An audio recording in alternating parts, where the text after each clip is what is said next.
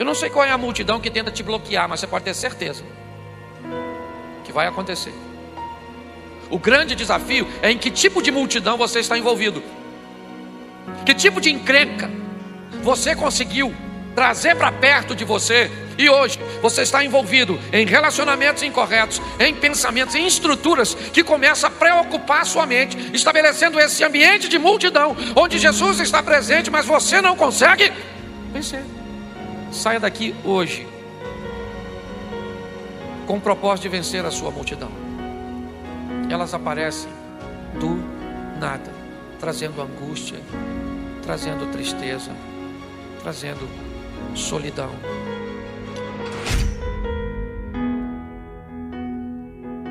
Jesus, ele estava estabelecendo um novo padrão. E o novo padrão que ele está estabelecendo tem a ver com simplicidade, tem a ver com a quebra de protocolos. Quando Jesus chega para atender e para lidar com as pessoas, o modelo religioso da época era totalmente oposto ao que ele busca oferecer agora. Não havia burocracia com Jesus. Ele era aquele que era capaz de dizer aos seus discípulos: evite o cordão de isolamento para que as crianças possam chegar, deixa vir a mim. Dificilmente um rabino aceitaria perto dele uma criança, uma mulher. Jesus começa a facilitar as coisas. E quando ele começa a facilitar, ele começa a oferecer acesso às pessoas que antes não tinham acesso. Isso, por um lado, acaba sendo muito bom, muito produtivo, muito benéfico, porque um número muito maior de pessoas vão poder ser atendidas. Mas isso também começa a ser prejudicial para ele em si e para muitas pessoas que às vezes saem de casa ou saíam de casa para ter um encontro com Jesus sem precisar de nada, apenas por curiosidade. E essas pessoas acabavam ocupando lugares de outras que tinham necessidade. O texto que eu usei com vocês, ele é um momento que Jesus cura um leproso. E quando ele cura esse leproso, ele diz ao leproso: olha, você vai e mostra ao sacerdote, você faz o sacrifício. O que Jesus está dizendo é: cumpra a burocracia, que vai ser desfeita depois que o véu for rasgado. Mas ele dá uma instrução: vá, mas não conte para as pessoas o que eu fiz. Não diga para elas que eu te curei. Evite falar disso. Mas o texto diz que ele, porém, sai, ele diz para todo mundo. Para ele está feliz, é verdade, que ele foi curado. Para ele está proclamando o que Jesus está fazendo, e pode ser olhado por esse prisma, por essa ótica. Porém, ele está criando um sério problema para Jesus. Quando Jesus dizia para as pessoas: não contem o que eu fiz por você, é porque ele sabia que se isso tornasse público, está lá. Por causa disso, Jesus não podia mais entrar publicamente em cidade nenhuma. Agora, Jesus tinha que ficar meio que isolado, escondido. Ou seja, o acesso e a facilidade que ele trabalhava para obter acabou sendo prejudicado por causa do comportamento de algumas pessoas. E quando nós vamos olhar isso, eu quero mostrar essa simplicidade, porque se tornou tão simples que acabou ficando complicado. Ao longo da história, como ele quer agir, como ele quer fazer, como ele quer se relacionar, foi algo tão simples que ele veio ensinar, que algumas pessoas, para se beneficiar, me parece, de uma simplicidade que ele oferecia, de um caminho direto, essas pessoas então começaram a complicar novamente, para estabelecer dificuldade para que as pessoas se relacionassem. Quando nós vamos olhar para essa situação, coloca o capítulo 2, o verso 1. Capítulo 2 de Marcos, verso 1. Poucos dias depois do fato ter acontecido, tendo Jesus entrado novamente em Cafarnaum, o povo ouviu falar que ele estava em casa. Então muita gente se reuniu ali, de forma que não havia lugar nem junto à porta, e ele lhes pregava a palavra. Esse é o texto que vai falar da cura do paralítico, daquele homem que desce pelo telhado porque não tinha vaga na porta. A tônica da minha mensagem hoje tende a criar uma linha acessível, mostrar para você que independente de quem você seja, independente do que as pessoas pensam a seu respeito, independente, de como você se veja, Deus tem um propósito. Qual é o propósito? Facilitar a sua proximidade para com Ele. E para isso, Ele enviou o Jesus.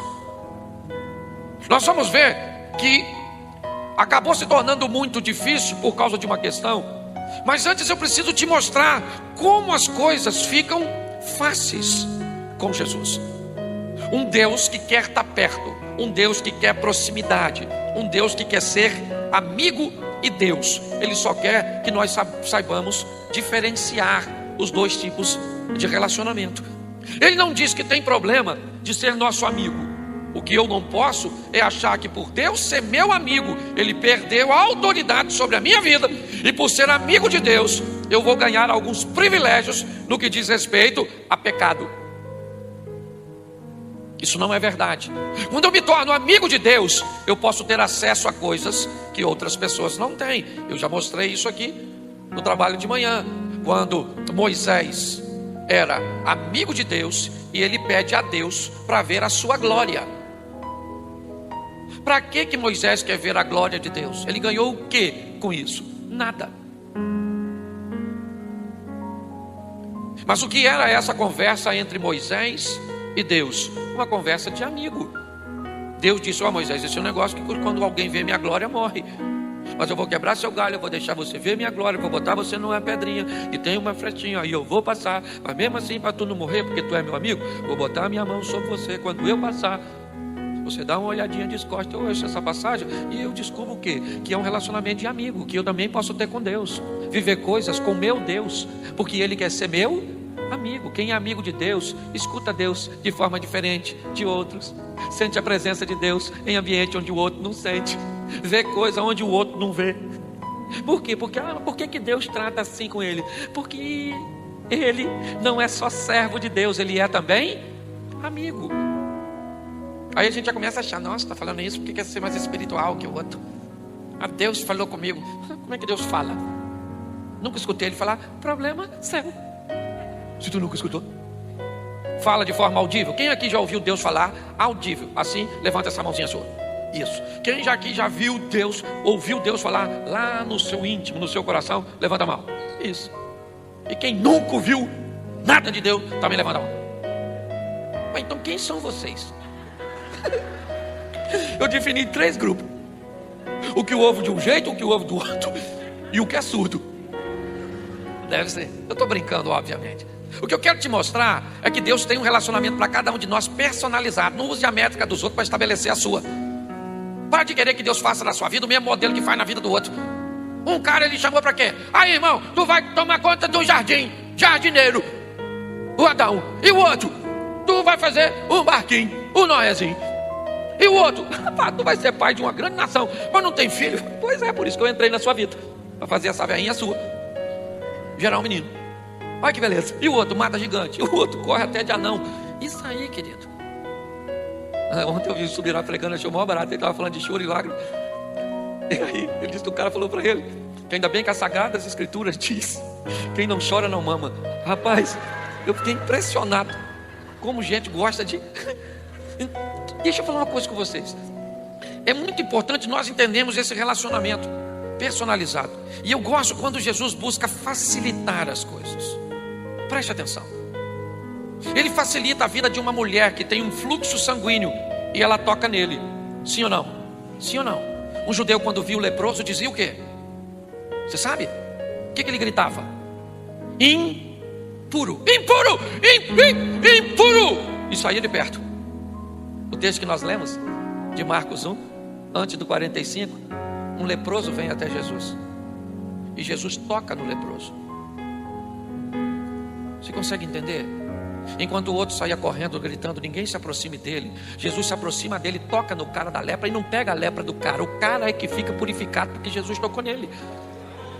O que Jesus está mostrando é o que? Tem gente que toca em mim, e tem aqueles que vão achar que não pode tocar em mim. Aqueles que acham que não podem tocar em mim, eu toco neles. Ele entra na casa de um rico, em Lucas 19, o Zaqueu. Mas ele para atender um pobre à beira do caminho, da mesma a Jericó. O propósito dele é facilitar a vida das pessoas.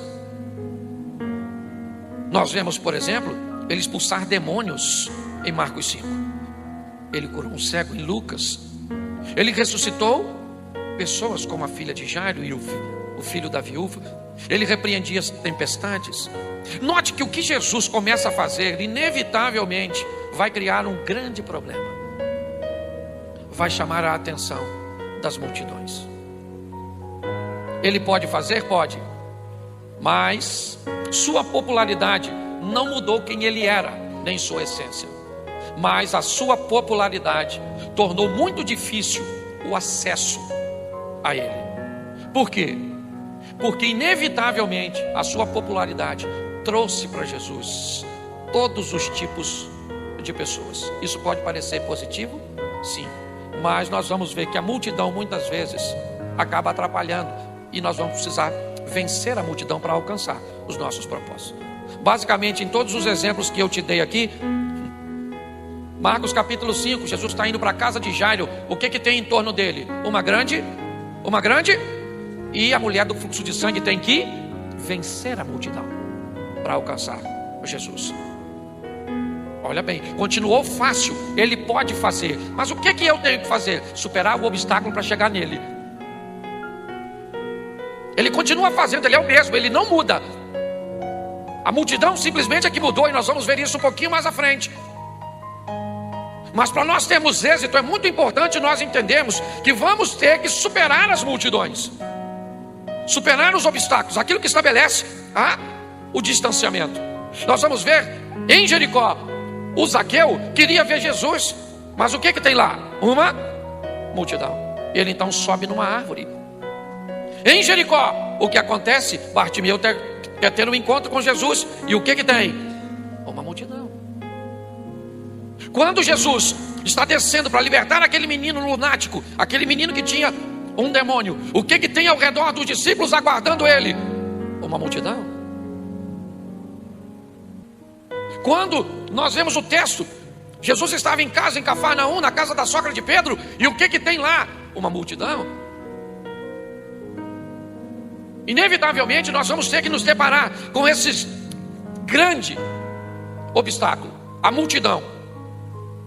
Aquilo que veio facilitar, que era o acesso fácil, começa a ficar difícil, porque agora fica difícil se aproximar dele. É sempre uma multidão, ele está sempre blindado, não dá para chegar lá. E o texto começa a mostrar que as pessoas que querem, elas dão um jeito, e aquelas que não querem, elas dão desculpa. Quem quer dar um jeito, meu irmão? Quem quer dar um jeito de estudar, de aprender, de melhorar, de fazer, quem quer dar um jeito. Mas a desculpa é mais fácil do que o jeito.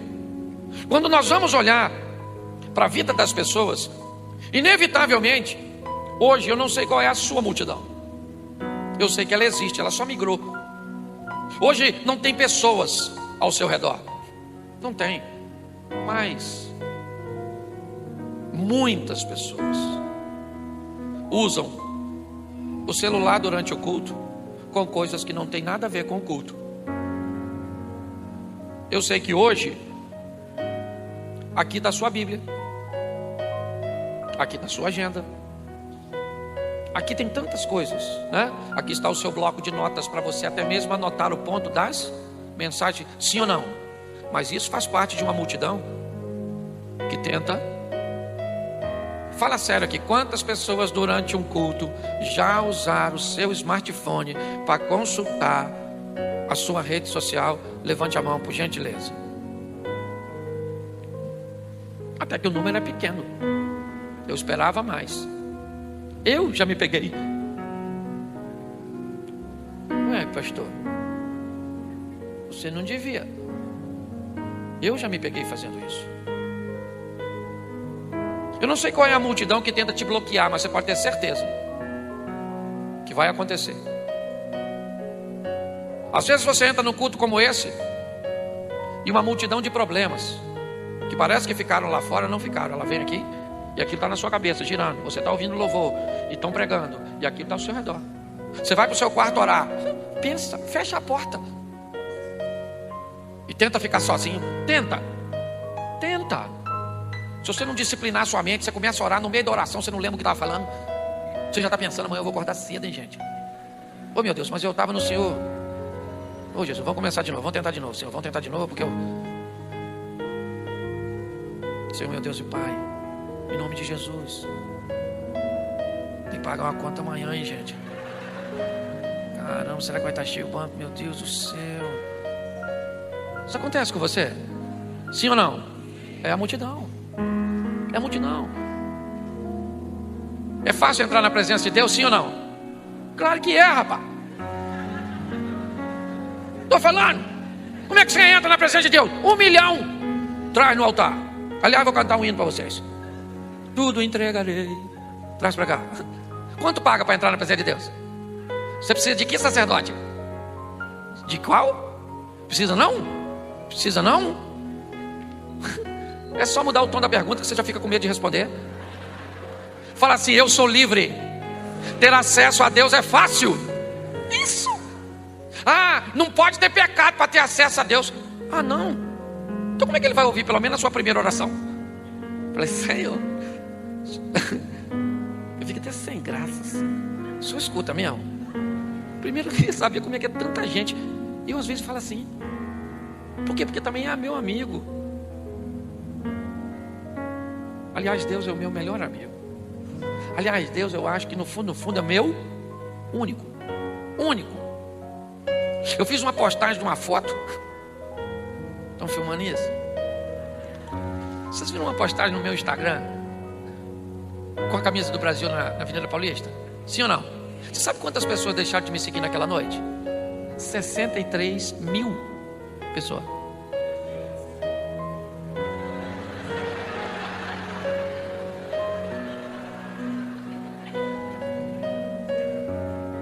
Você sabe por quê? Porque elas nunca me seguiram. As pessoas não te seguem, elas se seguem em você.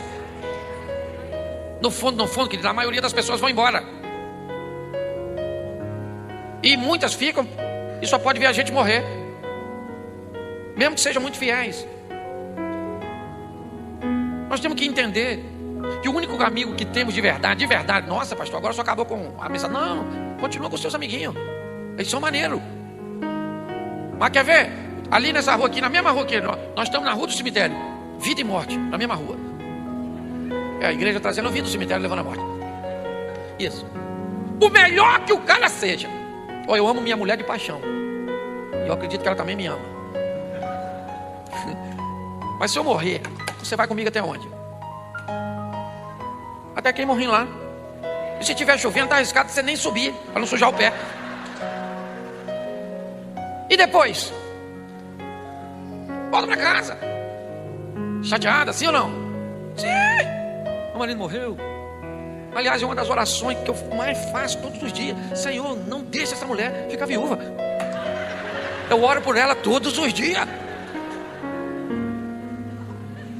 Mas dali para frente só tem um que vai, sabe quem é? Pode ser sua mãe, seu pai, seu melhor amigo, sua paixão. Ninguém não vai, gente. Volta chorando para casa. E dali para frente, sabe quem vai? Ele, o nosso amigo de verdade. Aquele que trabalhou a vida inteira e trabalha até hoje para facilitar. Mas está ficando tão difícil, é tanta coisa, nós estamos tão preocupados, tem que ter tanta coisa. Nós precisamos de emprego, nós precisamos de carro, nós precisamos de televisão nova, nós precisamos de tanta coisa que nem vamos levar. Gente, dessa vida, você só leva uma roupa do corpo, que nem é você que escolhe.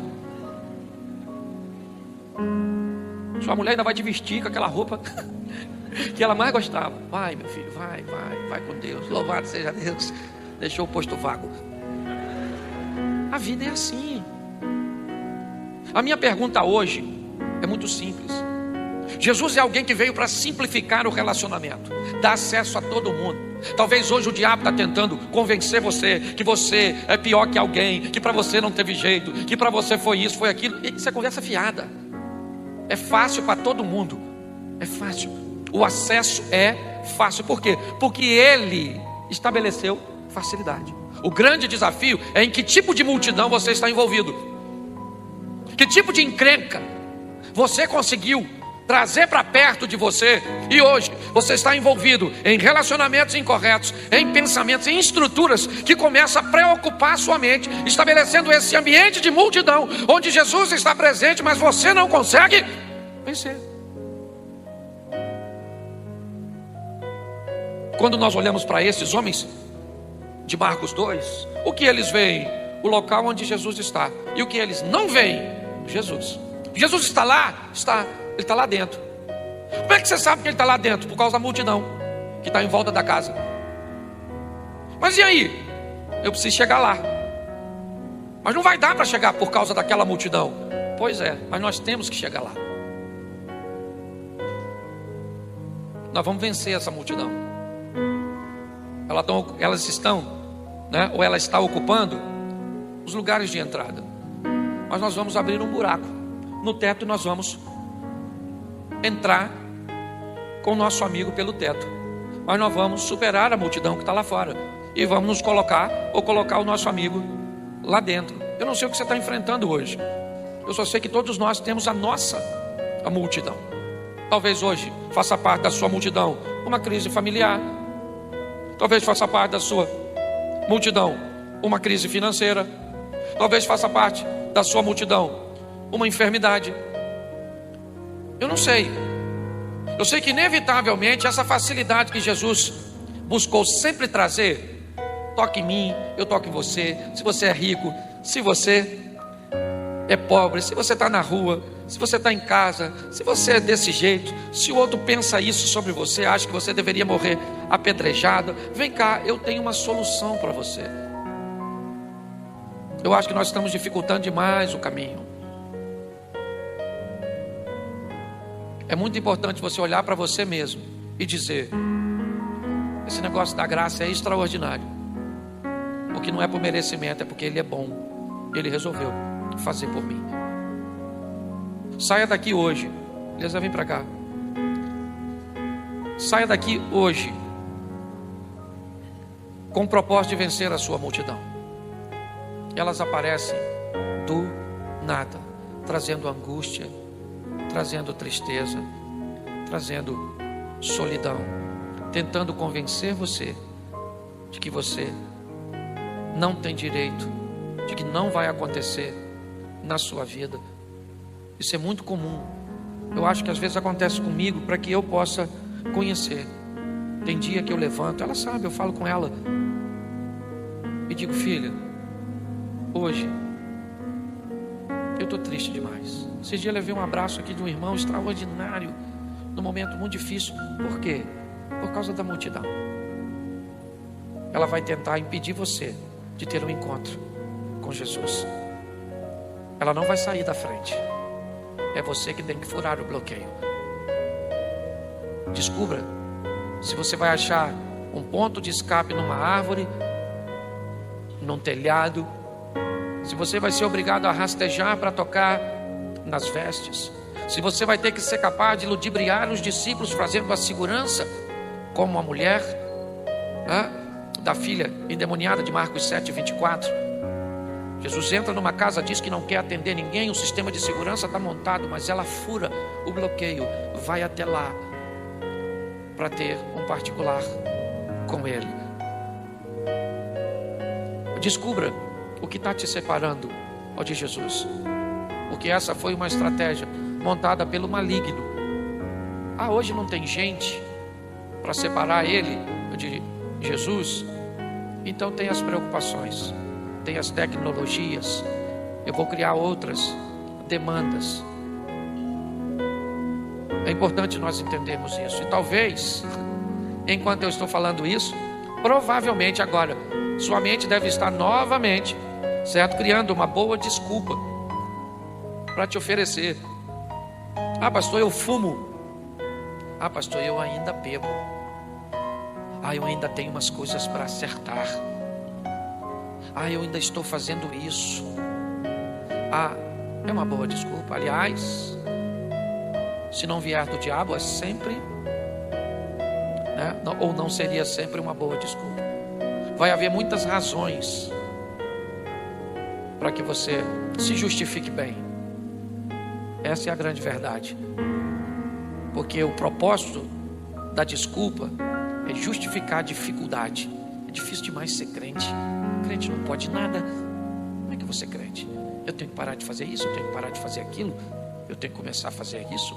Olha, eu já ganho pouco, eu tenho que ser fiel financeiramente. Ah, mas a única coisa que eu gosto é de uma cervejinha. Então eu começo a procurar a minha multidão. E aí eu vou criando meio que uma trincheira com ela. E eu vou posicionando ela aqui. E eu vou só posicionando. E agora, bom, isso aqui significa que eu não posso chegar até Jesus. A hora que esses bloqueios saírem daqui, sabe quando? Nunca. Se o problema fosse embora sozinho, Jonas tinha pulado do barco. O problema era ele.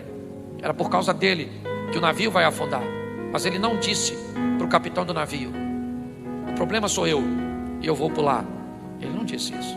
Ele disse: o problema sou eu, me joga para fora. É você que me tira da sua vida, não sou eu que vou embora. É você que decide que não quer mais isso para você. Ah, pastor, mas como é que eu vou fazer isso? Com Deus. Ele está do seu lado. É um Deus de perto. É um Deus presente. Tem vara e cajado para te consolar. Ele tem anjo para te defender. Ele tem Espírito Santo para te fortalecer. É assim que funciona. Está na hora de nós tomarmos as decisões que nos cabem.